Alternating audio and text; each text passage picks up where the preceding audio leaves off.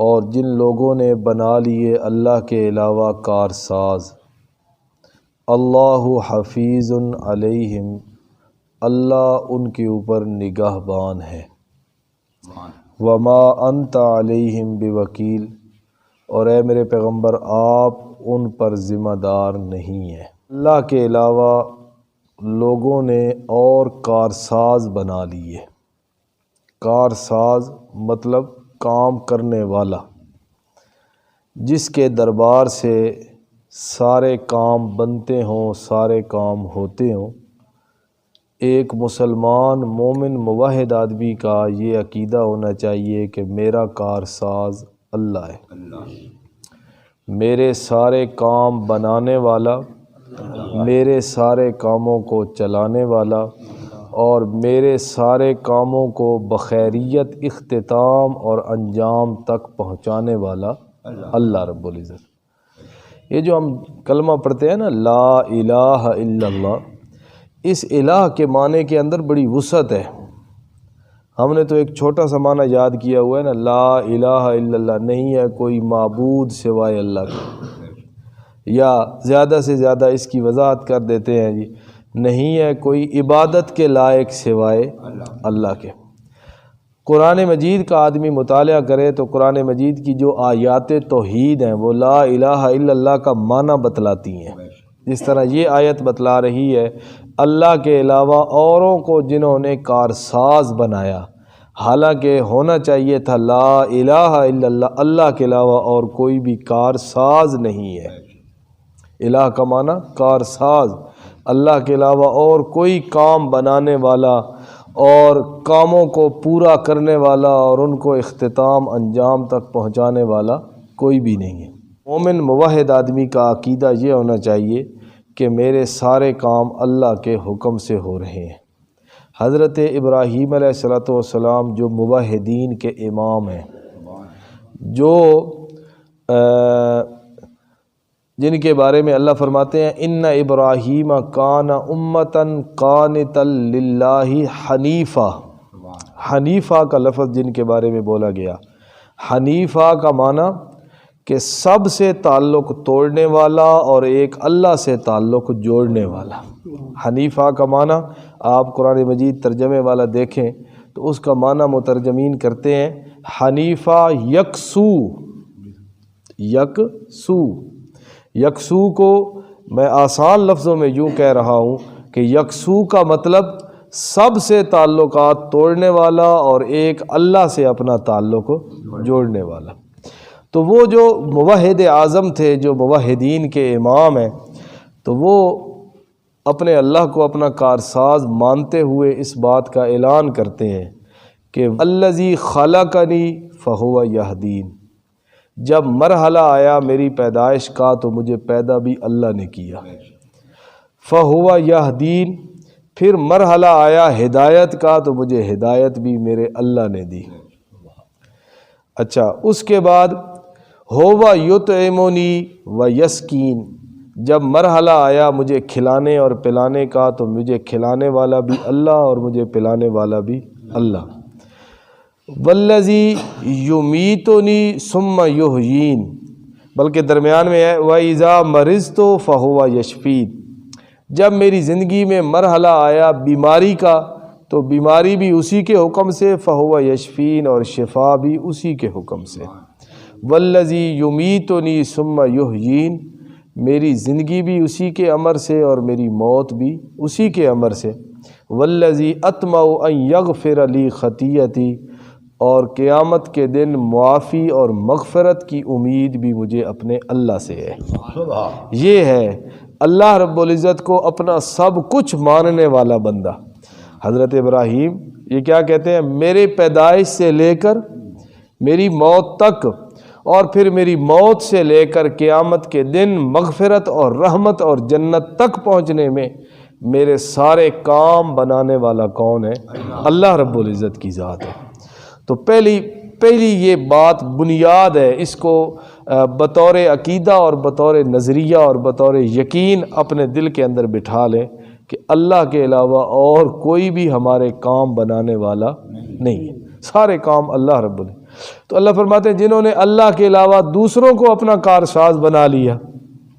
کوئی کہتا ہے میرا یہ کام فلاں کی نظر کرم ہے، مجھے یہ چیز فلاں کے صدقے مل گئی ہے، میرا یہ کام فلاں جگہ سے ہو گیا، اولاد مجھے فلاں کی دعا سے مل گئی، فلاں چلو اللہ تعالیٰ سے دعا کی تو وہ تو ایک الگ بات ہے، فلاں جگہ پہ جا کر میں نے اس کو پکارا اور وہاں جا کر میں نے منت مانی اور یہ کیا اور پھر مجھے یہ چیز مل گئی. اللہ فرماتے ہیں جو اللہ کے علاوہ اوروں کو اپنا کارساز بنا کے بیٹھے ہیں نا، اللہ حفیظ علیہم، اللہ ان کے اوپر نگہبان ہے، وہ اللہ سے چھپے ہوئے نہیں. اللہ بخوبی جانتا ہے ان کو، ان کے عقائد کو بھی اور ان کے اعمال کو بھی اور ان کے اقوال کو بھی. اللہ رب العزت سب کچھ جاننے والا ہے. سبحان. اور آگے یہ دوسری بات ہے، اللہ حفیظ علی، ان کا کوئی عمل اللہ تعالیٰ کے علم سے باہر نہیں ہے. اللہ بخوبی جانتا ہے، ایک ایک بات اللہ ان کی جانتا ہے، اور اللہ قیامت کے دن ان کو اس غداری پر ضرور بضرور سزا دے گا. شرک جو ہے نا، شرک یہ اللہ رب العزت کی غیرت کو للکارنے والی بات ہوتی ہے. شرک اللہ رب العزت کی غیرت کو للکارنے والی بات ہے، اور جو اللہ کے مقابلے میں آئے اللہ کو للکارتے ہوئے پھر اللہ تعالیٰ اس کو معاف کرتا نہیں ہے. اور شرک جو ہے نا یہ غداری ہے. جس طرح ملک کے اندر باقی جرائم بھی ہوتے ہیں اور ایک جرم ہوتا ہے غداری، اور غدار کو دنیا کی کوئی عدالت اور کوئی جج اس کو معاف نہیں کرتا، اس کے لیے موت ہوتی ہے. غداری کے لیے معافی نہیں ہے، غدار کے لیے معافی نہیں ہے. تو مشرک حقیقت میں اللہ رب العزت کا غدار ہوتا ہے. اس لیے اللہ فرماتے ہیں اللہ حفیظ علیہ، مجھے ان کی ساری باتوں کا پتہ ہے. اور نبی پاک صلی اللہ علیہ وسلم کو اللہ نے بتلایا وما انت علیہم بوکیل، اے میرے پیغمبر آپ ان کے ذمہ دار نہیں ہیں. آپ سے نہیں پوچھا جائے گا کہ فلاں مشرک ہو کہ کیوں مر گیا. آپ کے ذمہ کیا ہے؟ ان علیک الا البلاغ، آپ کے ذمہ ہے پہنچا دینا، آپ کے ذمہ ہے سنا دینا، آپ کے ذمہ ہے لوگوں کو کھول کر بتا دینا. آگے کوئی مانے یا نہ مانے یہ آپ کے ذمہ نہیں ہے. آپ کو اس بات پر پریشان بھی نہیں ہونا چاہیے. ما انت علیہم بوکیل، اے میرے پیغمبر آپ ان کے اوپر ذمہ دار نہیں. کچھ لوگوں کو بڑی فکر ہوتی ہے نا اس بات کی کہ بھئی لوگ زیادہ جمع ہوں، ہمارے جو ہے نا جتھا زیادہ ہونا چاہیے، ہمارے مقتدیوں کی تعداد زیادہ ہونا چاہیے. اور لوگوں کو بڑی فکر ہوتی ہے، اور پھر ان لوگوں کو جمع کرنے اور سب کو راضی کرنے کے چکر میں پھر وہ چکنی چپڑی باتیں کرتے ہیں، پھر مسئلے کو کھول کر وہ بیان نہیں کرتے، پھر توحید اور رسالت اور قیامت کے مسائل کو لوگوں کے سامنے کھول کر اور وضاحت کے ساتھ بیان نہیں کیا جاتا. او جی اس لیے نہیں، فلاں نیا نیا آیا ہے، فلاں آیا ہے، فلاں آیا ہے، تو وہ ناراض ہو جائے گا، وہ چھوڑ کے چلا جائے گا. اللہ رب العزت نے نبی پاک صلی اللہ علیہ وسلم کو واضح لفظوں میں فرما دیا، میرے پیغمبر ما انت علیہم بوکیل، آپ کسی کے ذمہ دار نہیں. قیامت کے دن آپ سے نہیں پوچھا جائے گا کہ آپ نے جو 23 سال محنت کی، فلاں بندہ حالت کفر پہ کیوں فوت ہو گیا، فلاں بندہ مشرک ہو گیا. آپ سے اس بات کا سوال نہیں کیا جائے گا. آپ کے ذمہ ہے اپنی استطاعت، اپنی ہمت، اپنی طاقت کے مطابق لوگوں کو مسئلہ حق کھول کر بیان کر دینا اور سنا دینا. آگے کوئی مانے یا نہ مانے. قیامت کے دن نبی پاک فرماتے ہیں ایسے نبی اللہ کے آئیں گے، ایسے جن کے ساتھ 2 اور 4 امتی ہوں گے. ان کی امتیوں کی تعداد صرف کتنی ہوگی؟ 2 4. اور حضرت نوح علیہ السلام جنہوں نے 1000 سال تک تبلیغ کی، ان کے ساتھ امتیوں کی تعداد 80. تو کیا ان کی کوئی اخلاص کے اندر کمی تھی؟ کیا ان کی کوئی محنت کے اندر کمی تھی؟ نبی سے زیادہ نہ کوئی محنتی ہوتا ہے اپنے فرض کی ادائیگی میں، اور نہ کوئی نبی سے زیادہ اپنے مشن کے ساتھ وفادار اور مخلص ہوتا ہے. نبی سے بڑھ کر کوئی نہیں ہوتا. ان کی وفاداری، ان کی اخلاص، ان کی مٹھاس، ان کی حکمت، ان کی بصیرت یہ سب سے زیادہ ہوتی ہے. لیکن اللہ کے پاک پیغمبر فرماتے ہیں قیامت کے دن آئیں گے، امتی ہوں گے 2 4. نوح علیہ السلام جیسا نبی 80 امتی لے کے آئے گا. تو کیا ان کی ہم محنت پر شک کر دیں کہ انہوں نے محنت نہیں کی، صرف یہی کچھ تم لے کے آئے ہو؟ اور نبی علیہ السلام فرماتے ہیں اللہ کے ایسے نبی بھی آئیں گے جن کے ساتھ ایک امتی ہوگا، اور بعض ایسے آئیں گے جن کے ساتھ ایک بھی نہیں ہوگا، یعنی انہوں نے زندگی کے اندر اپنی دور نبوت کے اندر محنت کی، پیغام حق سنایا، اور ایک بندہ بھی مسلمان نہیں ہوا، لیکن انہوں نے اپنے فریضے کو ادا کر دیا، انہوں نے اپنے فریضہ رسالت کی ادائیگی میں کوئی کوتاہی نہیں کی، کوئی کمی نہیں کی۔ ہمارا ایمان ہے اور یہ بات ہمارے عقیدے کے اندر شامل ہے، ہم کسی نبی کے بارے میں یہ نہیں کہہ سکتے کہ اس نے محنت نہیں کی، اس نے اخلاص کے ساتھ کام نہیں کیا، اس نے حق ادا نہیں۔ اللہ کے ہر نبی نے امانت دیانت کے ساتھ پیغام رسالت کا حق ادا کیا ہے، لیکن امتی قیامت کے دن کوئی ایک بھی نہیں ہوگا۔ تو اس کی وجہ کیا ہے؟ نبیوں کا کام ہے پہنچا دینا، آگے کوئی مانے یا نہ مانے، آگے کوئی آئے یا نہ آئے، کوئی قبول کرے یا نہ کرے، یہ آگے ہر آدمی کی اپنی قسمت اور اس کا اپنا نصیب ہوتا ہے۔ اللہ نے واضح لفظوں میں فرمایا ان علیک الا البلاغ، آپ کے ذمہ میرے پیغمبر پہنچا دینا ہے۔ یہ جب کوئی مقرر کوئی خطیب تقریر کرتا ہے، گھنٹہ 2 گھنٹے آدھا گھنٹہ 20 منٹ، تو تقریر کے آخر میں وہ ایک جملہ بولتا ہے وما علینا الا البلاغ، کہتے ہیں نا وما علینا الا البلاغ المبین واللہ یعلم ما تصنعون، آخر میں کہتے ہیں۔ اس کا کیا مطلب ہوتا ہے؟ بھائی ہم نے 1 گھنٹہ آپ کے سامنے واعظ کیا ہے، جو ہمارا علم تھا، جو ہمارے ذہن میں اللہ نے بات ڈالی ہم نے آپ کو بتا دی، وما علینا الا البلاغ، ہمارے ذمہ آپ کو پہنچا دینا ہے، آگے منوانا یہ ہمارا کام نہیں ہے، ماننا آپ نے اپنی مرضی سے ہے۔ ہاں اس طرح کی بات نہیں ہے کہ مولوی ہاتھ میں ڈنڈا لے کے کھڑا ہو جائے مسجد کے اندر، ہاں بھائی یہ کیوں کیا، یہ کیوں کیا، نہ، یہ کام ہمارا نہیں ہے، یہ کام اللہ رب العزت کا ہے، اللہ تعالیٰ ہر کسی کو پوچھ سکتے ہیں۔ تو اللہ فرماتے ہیں وما انت علیہم بوکیل، اے میرے پیغمبر آپ ان کے اوپر ذمہ دار نہیں ہیں کہ آپ جو ہے نا ان سے ہر حال میں پوچھیں کہ یہ کام کیوں ہوا، یہ اللہ تعالیٰ نے پوچھنا ہے ان سے قیامت کے دن۔ وَكَذَلِكَ أَوْحَيْنَا إِلَيْكَ قُرْآنًا عَرَبِيًّا، اور اسی طرح یہ بھی ہمارا کمال ہے کہ ہم نے وحی کی آپ کی طرف قرآن عربیہ، عربی زبان کے اندر، چونکہ نبی پاک بھی عربی، مخاطبین بھی عربی، تو ان کے اوپر نازل ہونے والی کتاب کی زبان بھی عربی۔ قرآن مجید میں اللہ ایک مقام پہ فرماتے ہیں وَمَا أَرْسَلْنَا مِن رَّسُولٍ إِلَّا بِلِسَانِ قَوْمِهِ لِيُبَيِّنَ لَهُمْ، ہم نے جو بھی نبی بھیجا اللہ بلسان قومہ، اس کی تعلیمات اس کی اپنی قوم کی زبان کے اندر تھی، اس کی قوم، اس علاقے کے لوگ جو زبان بولتے تھے، اللہ رب العزت کی طرف سے پیغامات بھی اسی زبان کے اندر ان کے اوپر نازل ہوئے۔ کیوں؟ لیبین لہم، تاکہ وہ اپنی بات کو کھول کر بیان کر سکے۔ تو چونکہ نبی پاک صلی اللہ علیہ وسلم بھی عربی، آپ کی زبان بھی عربی، جس معاشرے اور ماحول میں رہنے والے ان کی زبان بھی عربی، تو نازل ہونے والے کتاب قرآن مجید کی زبان بھی عربی ہے۔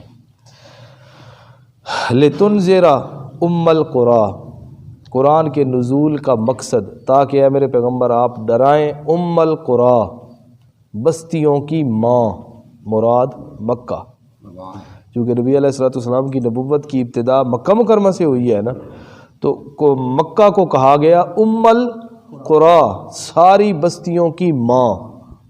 جس طرح اولاد کی بنیاد ہوتی ہے نا ماں، اسی طرح دنیا کے اندر جتنے شہر اور جتنی بستیاں آباد ہیں ان کی بنیاد ہے مکہ، ان کی بنیاد کیا ہے؟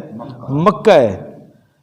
جس طرح ماں اپنی اولاد سے پہلے دنیا میں آتی ہے، اسی طرح باقی سارے شہر، باقی ساری بستیاں زمین کے اوپر بعد میں آباد ہوئیں، سب سے پہلا آباد ہونے والا شہر اور بستی وہ کیا ہے؟ مکہ مکرمہ ہے۔ ساری ہر طرف پانی ہی پانی تھا، ہر طرف پانی ہی پانی۔ تو اللہ رب العزت نے جب زمین کو بچھانے کا ارادہ کیا نا، تو اللہ تعالیٰ نے زمین سے پانی سے ایسے زمین کو باہر نکالا، تو سب سے پہلے زمین کا جو قطع اور جو زمین کا حصہ ظاہر ہوا، یہ وہ جگہ ہے جس پر اب بیت اللہ خانہ کعبہ ہے۔ سب سے پہلے خانہ کعبہ۔ اچھا یہ کعبہ جو ہے نا، کعب عربی زبان میں کہتے ہیں اس ہڈی کو جو ابری ہوئی ہو، اوپر باہر نکلی ہوئی ہو، یہ جو ہے نا ٹخنے، ایک گٹے تخنے، اس کو بھی عربی میں کیا کہتے ہیں؟ کعب، اس کو بھی عربی میں کیا کہتے ہیں؟ کعب۔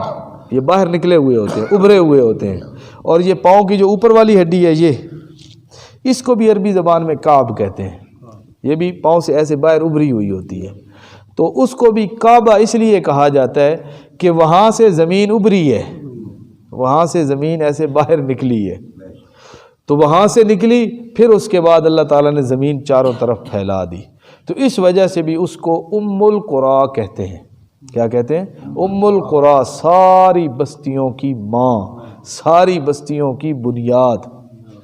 اور ایک اور بھی ہے، دوسرا مطلب بھی ہے ام القریٰ کا، کہ جس طرح اولاد ساری مل کر اپنی ماں کی عظمت اور شان کا مقابلہ نہیں کر سکتے نا، اسی طرح دنیا کے ساری بستیاں اور سارے شہر مل کر جو بستیوں کی ماں ہیں ام القریٰ، مکہ کی شان کا مقابلہ بھی نہیں کر سکتے۔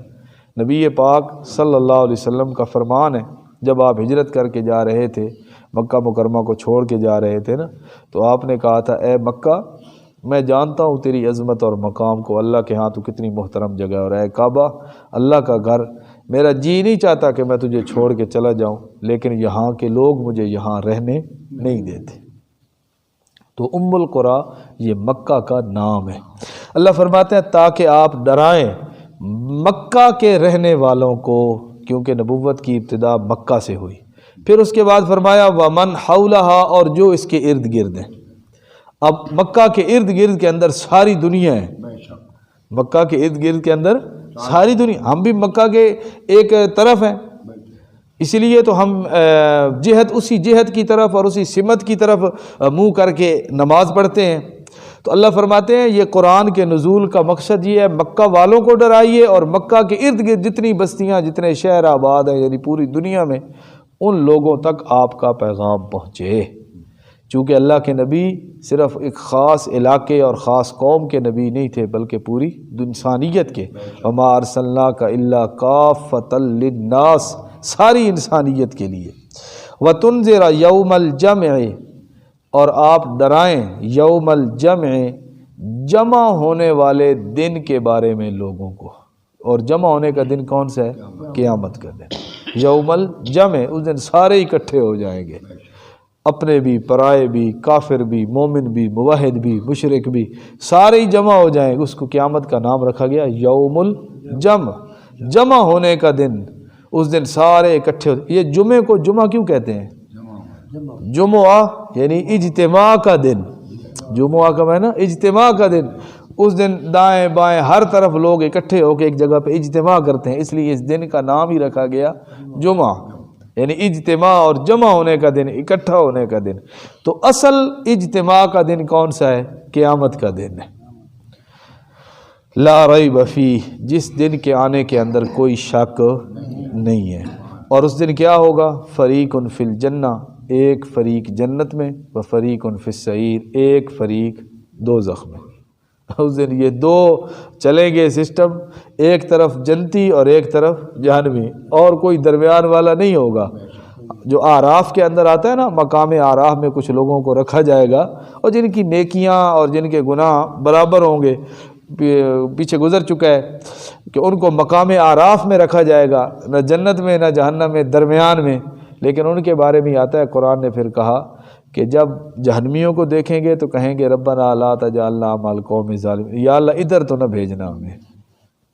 وَإِذَا صُرِفَتْ أَبْصَارُهُمْ تِلْقَاءَ أَصْحَابِ النَّارِ قَالُوا رَبَّنَا لَا تَجْعَلْنَا مَعَ الْقَوْمِ الظَّالِمِينَ، وہاں پر کہیں گے یا اللہ ان کے ساتھ ہمیں نہ بنانا۔ اور جب جنتیوں کو دیکھیں گے تو کہیں گے وَهُمْ يَطْمَعُونَ، یا اللہ ہمیں امید ہے تو ہمیں جنت کے اندر داخل کر دے گا۔